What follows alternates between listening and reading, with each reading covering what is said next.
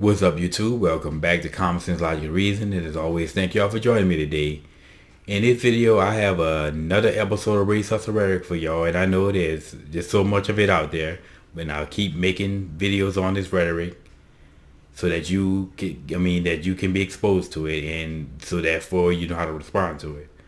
But this will be an episode, like example of end result thinking. Now, there's also a historical crime element to this, but in this video I'm dealing with the end result thinking element, and that being fence line communities. Now, if you've never heard that phrase before, basically a fence line community is a neighborhood or community that's near or adjacent to some type of plant or refinery, and as a result of being close to it or adjacent to these refineries or plants, it creates unpleasant situations in this community. You know, it could be noise pollution, it could be odors, foul odors coming from the plants or the refineries. It could be, high traffic volume than normal. But what people mostly complain about are fumes, and oftentimes maybe these fumes could be hazardous or toxic to the residents. This is what people mostly cry about fence line communities, and these are often poor and impoverished areas, no doubt about it, for various reasons. But the claim on this is from the race hustlers and also the apologetic whites. The claim is that since there are more blacks in fence line communities, or blacks are in fence line communities at a greater rate than white people are, well, surprise, surprise, it's racism, it's white supremacy. Okay, well, now we get to the truth of the matter. Well, there's pretty much two arguments to this story. There's the economic angle, and then there's the chicken and the egg angle. Now, economically speaking, oftentimes these fence line communities are generally poor and impoverished areas. Why? Well, because of low property value. And the reason why the poor people live there is because of the poor property value, low property value. And if they can afford better, they would have better. Now, the same reason why these poor and impoverished people are in this area is the same reason why they build the plants there, because of the lower property value. It just makes economic sense. It doesn't make very much economic sense to build a refinery in a high property value area, because it'd be too expensive. You can build a refinery somewhere in Beverly Hills if they will let you do it, which I doubt they will. The rich white folks, they ain't gonna let it happen. But why would you open up a plant there in the first place when you probably couldn't afford it? It'd be too expensive for you to run. It'd be just cost prohibitive. So you're going to build a plant somewhere where it's going to be cost prohibitive, and that's generally in poor areas. Why? Because of the lower land value. Again, the same reason why the poor people are there is the same reason why they build refineries and manufacturers there. So it's not a race issue.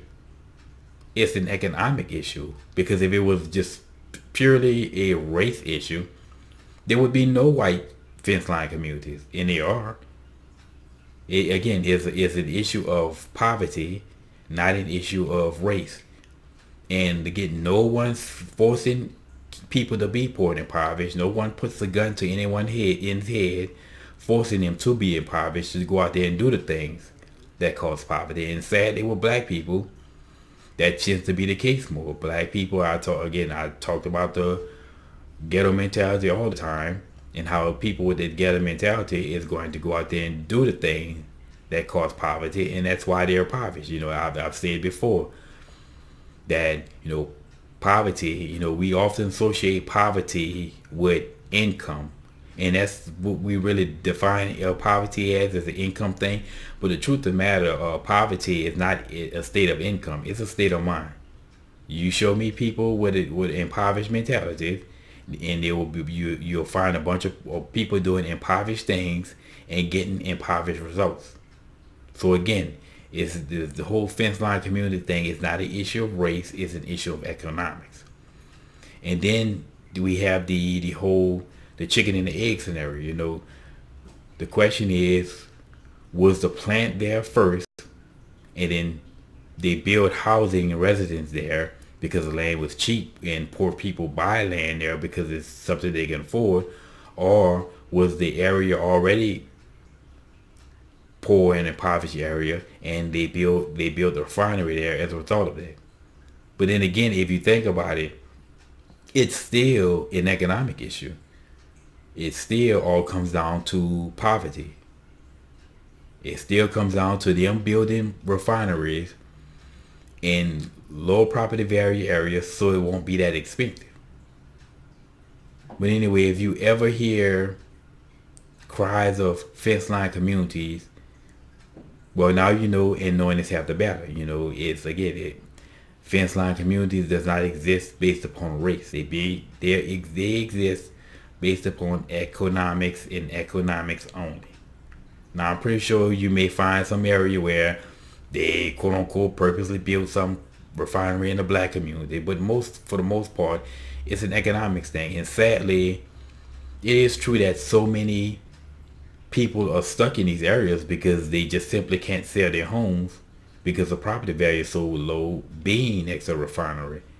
But like I said, you have to ask the question, was the house there first and they built the refineries there, or did these people build next to refineries knowing that?